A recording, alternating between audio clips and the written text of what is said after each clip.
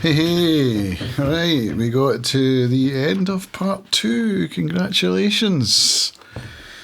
Let's go through chapter 12. It's just a short one. There's not much goes on in it, and I didn't take a lot of notes, so it shouldn't take us long to discuss. Light-hearted love banter between Olga and Ilya. He talks of his being willing to sacrifice himself once again in case she decides someone better might come along. And she's like, no, that's... I love you there. So he's like, okay. And then he gets all awkward and he starts talking about the impropriety once again of having spent so much time together without a chaperone. It's not the done thing, especially now that Sonyachka's clocked them both together. He's worried about her reputation. That's really the long and short of it.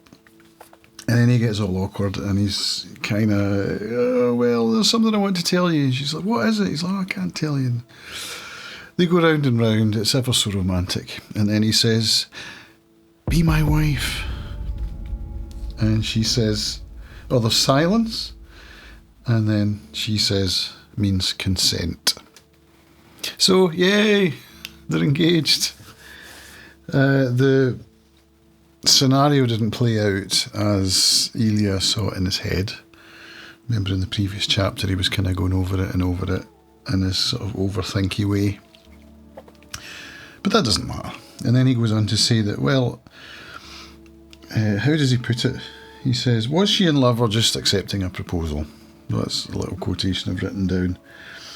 And then he goes on to talk of another path to happiness. And I'm like, what is he on about here? He says, when a woman is aflame, excited, in the grip of a kind of delicious torment, sometimes love isn't patient.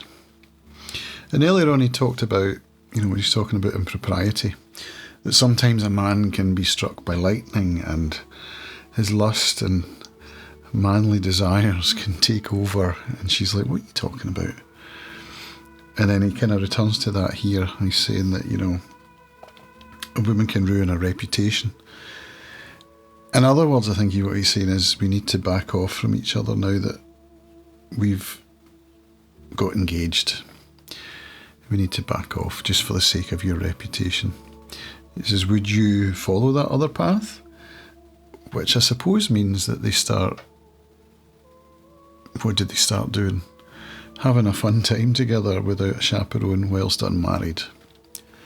I think that's what he's getting at. And he says, would you do that? And she says, no, never. And then she puts her head on his chest and then she kisses him.